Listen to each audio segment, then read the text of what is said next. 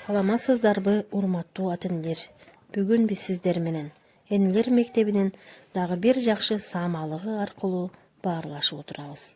Бүгүнкү сиздер менен аңгемелеше турган темабыз дагы деле балдар жөнүндө. Бүгүнкү сабагыбыздын максаты балдарды тарбиялоодон маанилүү эч нерсе жок жана балдардан мурун ата-энелер өздөрү тарбиялуу болуш керек. Ошондой эле көп жакшы нерселерди тили таза балдарыңыздардан үйрөнүңүздөр жана үйрөнсө болот деген ойду билдиргим келет. Ата-энелер көп учурда менин балам менен алектенгидей акчам да, убактым да жок деп арызданышат. Баланы тарбиялоо деги эле убакыт жана акча маселеси эмес. Маселе акчада гана эмес, негизинен ата-энелердин мээриминде жана аракетинде. Сиздин балага болгон мамилеңиз ага таасирин тийгизет. Кээ бир энелер балдар үчүн иштөө керек деп эсептешет. Башка энелер болсо башкысы анын курсагын тойгузуу деп эсептешет. Бала үчүн эң мыкты тарбия эненин мээрими. Ата-энелер үчүн эң башкы жумуш балдарды тарбиялоо. Баланы тарбиялоо ата-энени тарбиялоодон башталат. Баланы айрыкча ал кичинекей кезде тарбиялоо үчүн башка адамга ашкере ишенип тапшырууга болбойт.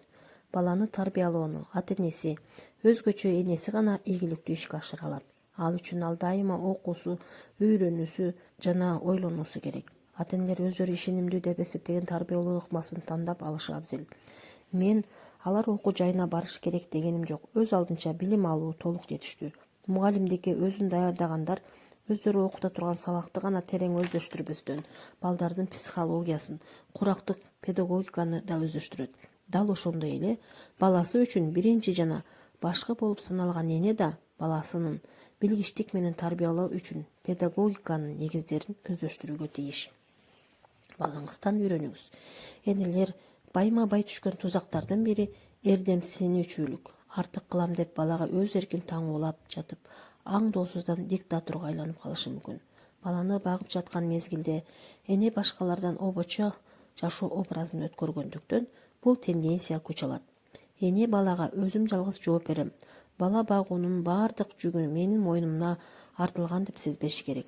Ал үйдүн сыртындагы жашоого да катыша алуусу үчүн ага өмүрлүк жолдошу гана жардам бербестен, эгерде мүмкүн болсо, чоң ата жана чоң апа дагы каралашышы керек.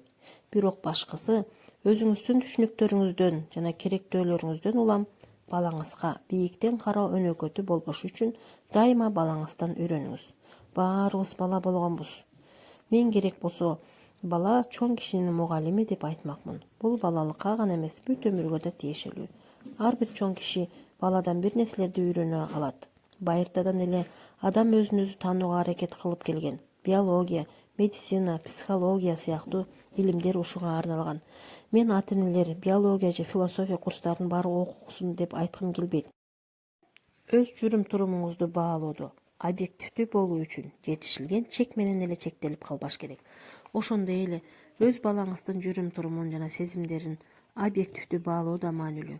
Мындай жагдайда эне баланы тарбиялоодо жардам бере турган ачылыштарды дайыма ачып турат.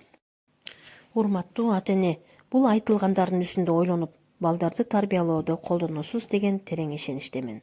Ошондой эле энелер балдарыңыздардын жемиштүү өсүшү үчүн өз балаңыздарды белгичтик менен тарбиялап, педагогиканын негиздерин өздөштүрүп, өз алдыңыздарча билим алууңуздарга тилектешмин.